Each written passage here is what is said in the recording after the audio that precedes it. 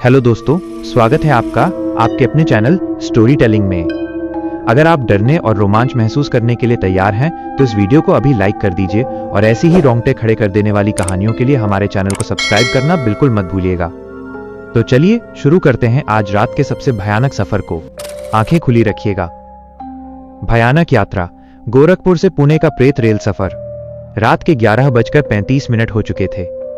Gorakhpur junction का platform number 3 एक अजीब सी उदासी और बेचैनी से भरा हुआ था।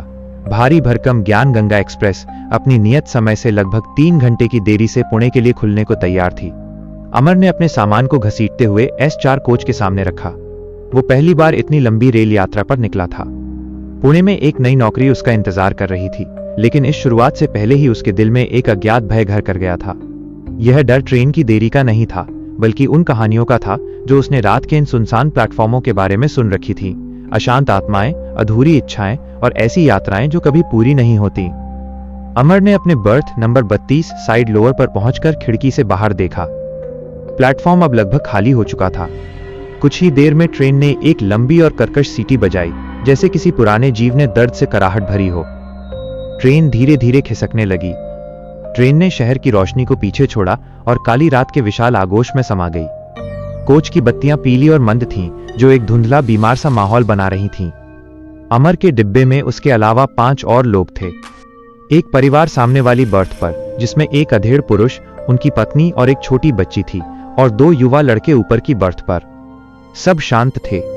परिवार ने तुरंत सोने की तैयारी कर ली। उनकी छोटी बच्ची, जो अब तक खेल रही थी, अजीब तरह से शांत हो गई और अपनी मां के कुर्ते को कसकर पकड़ लिया। क्या हुआ बेटा? मां ने फुसफुसाकर पूछा। बच्ची ने जवाब नहीं दिया, बस डरावनी आंखों से अमर की बर्थ के ऊपर वाली बर्थ 32 अपर की तरफ देखती रही। वो बर्थ खाली थी। अमर ने कंबल ओढ़ा और सोने की कोशिश की, लेकिन ट्रेन की पहियों की थका देने वाली छुक छुक आवाज और बाहरी अंधेरे में कुछ अजीब सी आकृतियों का फ्लीटिंग ग्लिम्स उसे सोने नहीं दे रहा था। करीब 1 बजे, जब ट्रेन उत्तर प्रदेश के किसी अनजान घने जंगल के बीच से गुजर रही थी, कोच में एक ठंडी हवा का झोंका आया। हवा इतनी ठंडी थी कि अमर के रोंगटे खड़े हो गए, जबकि खिड़कियां बंद थीं। तभी सामने वाली बर्थ से एक फुसफुसाहट सुनाई दी। सुना आपने? ये अधेड़ पुरुष की पत्नी थी। उनका चेहरा पीला पड़ गया था। क्या? पति ने उनींदी आवाज में पूछा। कोई रो रहा है, बहुत पास से। अमर भी अब पूरी तरह जाग चुका था। हाँ, एक आवाज थी, एक पतली दबी हुई, दिल दहला देने वाली सिसकी की आवाज, जैसे कोई गहरे दुख में फंसा हो और सांस भी न ले पा रहा हो। आवाज ऊपर वाली खाली बर्थ 32 अपर से आ रही थी। अमर ने हिम्मत करके ऊपर देखा। अंधेरे में खाली बर्थ पर उसे लगा जैसे कोई छाया धीरे धीरे उठ रही है। वो सिर्फ एक आकार था, कोई चेहरा नहीं, कोई रूप नहीं, बस अंधेरे का एक जमावड़ा जो मानवीय आकृति ले रहा था। उसके उठते ही रोने की आवाज और तेज हो गई। अब वो सिसकी नहीं, बल्कि एक दर्दनाक चीख बनने लगी थी जो हवा में घुल मिल रही थी। सामने वाली बच्ची अचानक जोर जोर से रोने लगी। उसका रोना भय का था, दर्द का नहीं। यहां कोई है, बच्ची की मां चिल्लाई। देखो, ऊपर कोई बैठा है। कोच में तुरंत दहशत फैल गई। ऊपर की बर्थ पर सो रहे दोनों युवक हड़बड़ाकर उठे और टॉर्च जलाई। टॉर्च की तेज रोशनी सीधे 32 अपर बर्थ पर पड़ी। वहां कुछ नहीं था। बर्थ बिल्कुल खाली थी।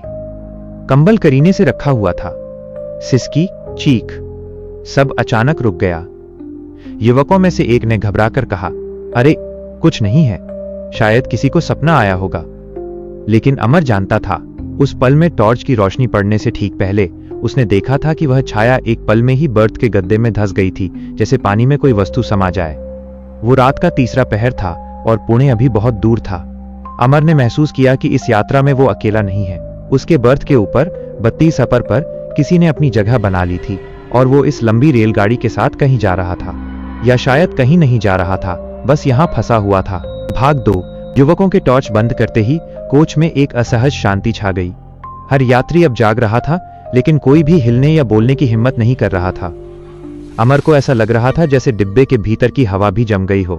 उसने महसूस किया कि ऊपर की खाली बर्थ 32 अपर से एक ठंडी नमी वाली हवा लगातार उसके चेहरे पर पड़ रही थी, मानो कोई बहुत पास से सांस ले रहा हो। सामने वाली छोटी बच्ची, जिसका नाम शायद रिया था, अपनी मां के सीने से चिपकी हुई थी। उसकी आंखें खुली थी और वो लगातार उस खाली बर्थ को घूर रही थी। रिया के पिता, जो शुरू में इस घटना को केवल सपना या शोर बताकर खारिज कर रहे थे, अब अपने माथे से पसीना पोंछ रहे थे। करीब 2:30 पर ट्रेन एक छोटे से सुनसान स्टेशन पर रुकी। स्टेशन का नाम बोर्ड पर पढ़ा नहीं जा रहा था, शायद ये कोई हॉल्ट था। बाहर की बत्तियां इतनी कम थीं कि सब कुछ भूरे और काले रंग के मिश्रण जैसा लग रहा था। अमर की बेचैनी बढ़ती जा रही थी। उसने सोचा कि वो डिब्बे से बाहर निकलकर थोड़ी देर के लिए हवा लेगा, लेकिन उसके पैर उठ नहीं पा रहे थे। तभी उसे अपने कान के पास एक हल्की सी खड़खड़ाहट महसूस हुई। उसने धीरे से अपना सिर ऊपर उठाया और 32 अपर बर्थ की तरफ देखा। इस बार कोई छाया नहीं थी। इस बार यह और भी बुरा था। उस बर्थ के किनारे से एक गंदे, मैला कुचैला कपड़े का टुकड़ा लटक रहा था। यह टुकड़ा एकदम नया नहीं था, यह पुराना फटा हुआ था और ऐसा लग रहा था जैसे सदियों से जमीन में दबा हो। यह टुकड़ा धीरे धीरे बिना किसी हवा या झटके के नीचे की ओर सरक रहा था। अमर अपनी जगह पर जम गया। यह कोई कल्पना नहीं थी। कपड़ा सरक रहा था। नीचे बैठी रिया की मां ने भी वो कपड़ा देखा। एक चीख उनके गले में फंस कर रह गई। कपड़े का वो टुकड़ा नीचे गिरा और सीधे अमर की जांघ पर आ पड़ा। अमर ने डर के मारे आंखें बंद कर लीं और डर के मारे सांस रोक ली।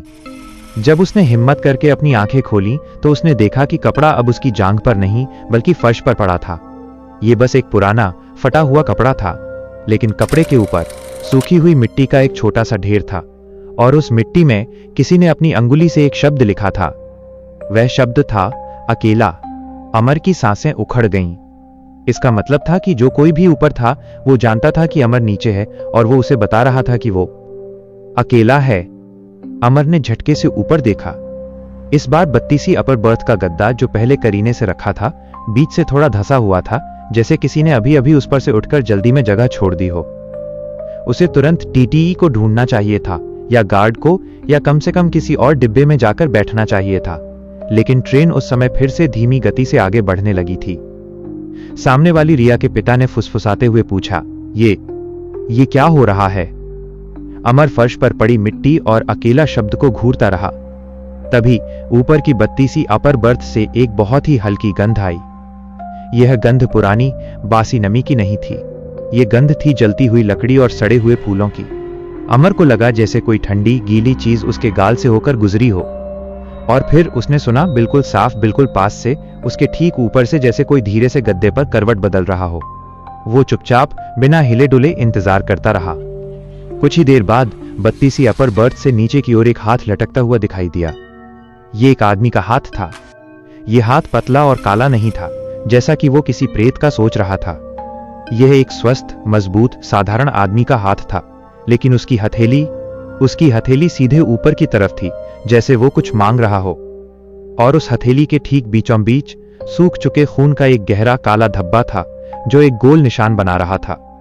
उस हाथ ने धीरे से कांपते हुए अमर के कंबल के किनारे को छुआ और फिर अचानक ट्रेन एक असहनीय भयानक झटके के साथ रुक गई। ट्रेन रुकते ही डिब्बे की पीली बत्तियां भी बुझ गईं। चारों ओर पूर्ण घने अंधेरे का साम्राज्य छा गया। अंधेरे में अमर ने सुना कि ऊपर वाला हाथ जो उसके कंबल को छू रहा था, हंस रहा था। एक सूखी, फटी हुई हंसी। ट्रेन कहां रुकी थी, क्यों रुकी थी, किसी को पता नहीं था। अंधेरे में सिर्फ डर और वो हंसी बची थी। अंधकार का राज। ट्रेन के रुकते ही और बत्तियों के बुझते ही कोच के भीतर जो अंधकार पसरा, वो सिर्फ रोशनी की कमी नहीं थी, वो एक जीवित सघन डर था।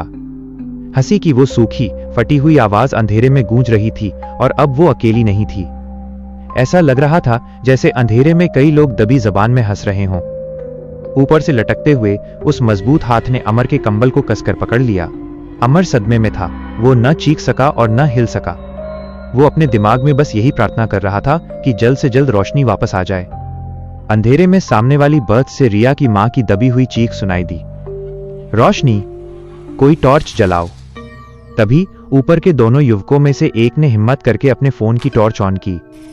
पीली कमजोर रोशनी ने जब डिब्बे को भेदा तो अमर ने तुरंत अपनी नजर ऊपर की तरफ डाली, 32 अपर बर्थ की ओर। वो हाथ जा चुका था। कंबल का किनारा अभी भी थोड़ा सिकुड़ा हुआ था जहां उसने पकड़ बनाई थी, लेकिन अंधेरा कुछ और भी अपने साथ लाया था।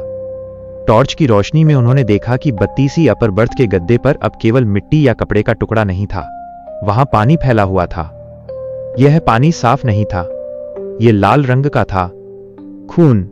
अमर की आंखें फटी रह गईं।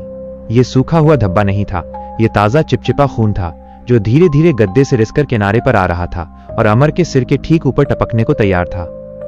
रिया के पिता तुरंत चिल्लाए, ये किसी का खून है, ऊपर कोई है जिसे चोट लगी है या। अचानक ट्रेन में एक और भयानक चीज हुई। ट्रेन की छत पर डिब्बे के ठीक ऊपर तेज दौड़ने की आवाजें सुनाई देने लगीं। धप धप धप। ऐसा लगा जैसे कोई भारी भरकम चीज नंगे पांव छत पर दौड़ रही हो। ये आवाजें S4 कोच के ऊपर शुरू होती और S5 की ओर जाती, फिर वापस S3 की ओर जाती। ये आवाजें अराजक थीं और ऐसा लग रहा था जैसे छत पर कोई पागल होकर घूम रहा हो। रिया की मां ने चीखते हुए कहा, चोर, डाकू, ये लोग शायद किसी को लूट रहे हैं। लेकिन दौड़ने की आवाज इतनी जोरदार और असामान्य थी कि ये किसी साधारण डाकू की नहीं हो सकती थी। लगभग 5 मिनट के इस भयानक अंधकार और शोर के बाद ट्रेन ने एक जोरदार झटका खाया और इंजन ने एक लंबी डरावनी हॉर्न बजाई। फूस, बिजली वापस आ गई।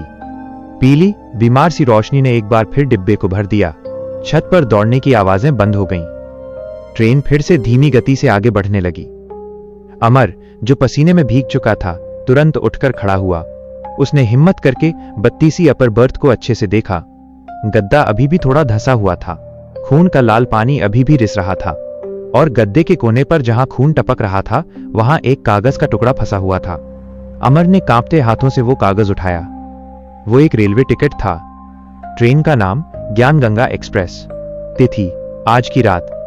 कोच S4, बर्थ नंबर 32 अपर। गंतव्य पुणे। और टिकट के नीचे एक नाम लिखा था। नाम था विनय। अमर की आंखें खुली रह गईं। इसका मतलब था कि 32वीं अपर बर्थ आरक्षित थी। कोई विनय नाम का यात्री इस बर्थ पर पुणे के लिए यात्रा कर रहा था। लेकिन वो यात्री कहां था? रिया के पिता ने टिकट देखा और हकलाते हुए बोले, ये कैसे हो सकता है? टिकट अगर किसी का है तो यात्री कहां है? अमर ने धीरे से टिकट पलटा। पीछे की तरफ कुछ जला हुआ था, जैसे किसी ने सिगरेट से जला दिया हो, और जले हुए निशान के पास विनय ने पेन से एक संदेश लिखा था। संदेश में सिर्फ 2 शब्द थे जो डर से कांपते हाथों से लिखे गए थे। अधूरा, इंतजार। तभी TTE टिकट निरीक्षक डिब्बे में दाखिल हुआ। वो बहुत थका हुआ और परेशान लग रहा था। अमर ने TTE को तुरंत रोका और कांपते हुए वो टिकट उसके सामने रखा। सर, यह 32वीं अपर बर्थ का टिकट है। यह यात्री कहां है? इस बर्थ पर खून है। TTE ने टिकट लिया। उसने अमर की तरफ देखा और उसकी आंखों में अजीब सी खालीपन थी। वो जरा भी हैरान नहीं हुआ। TTE ने एक लंबी गहरी सांस ली और बहुत धीमी, उदास आवाज में बोला, पुणे तक इस सीट पर अब कोई नहीं आएगा बाबूजी। क्यों? अमर ने पूछा। TTE ने 32वीं अपर बर्थ की ओर देखा, जहां खून अभी भी रिस रहा था। आज से ठीक 1 साल पहले इसी ट्रेन में गोरखपुर से पुणे की यात्रा पर इसी 32वीं अपर बर्थ पर एक हादसा हुआ था। विनय नाम का एक लड़का जो पुणे में अपनी नई नौकरी के लिए जा रहा था, उसकी ट्रेन से गिरकर मौत हो गई थी। उसका शव कभी पूरी तरह नहीं मिला, बस कुछ अवशेष मिले।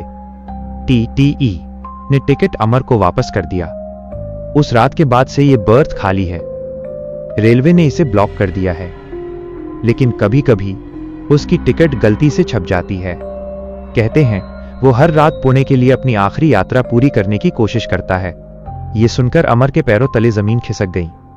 वो उस रात उस खाली बर्थ के नीचे सोया था जिस पर 1 साल पहले किसी की दर्दनाक मौत हुई थी। वो विनय था जो अकेला था, जिसका इंतजार अधूरा था। सुबह होने लगी थी। खिड़की से हल्की ठंडी रोशनी अंदर आ रही थी। अंधेरा छंट चुका था और उसी के साथ प्रेत का साया भी। जब ट्रेन पुणे जंक्शन पर रुकी तो अमर ने सबसे पहले कोच से बाहर निकलकर आजादी की सांस ली। वो अब कभी भी ट्रेन के साइड लोअर बर्थ पर नहीं सोएगा। उसने पीछे मुड़कर S4 कोच 32वीं लोअर और 32वीं अपर को देखा। बर्थ अब सूर्य की रोशनी में साफ दिख रही थी। वहां न कोई खून था, न मिट्टी, न ही जला हुआ कागज। बस एक खाली बर्थ जो पुणे तक पहुंचने के लिए हमेशा किसी का इंतजार कर रही थी। यह कथा यहां समाप्त होती है।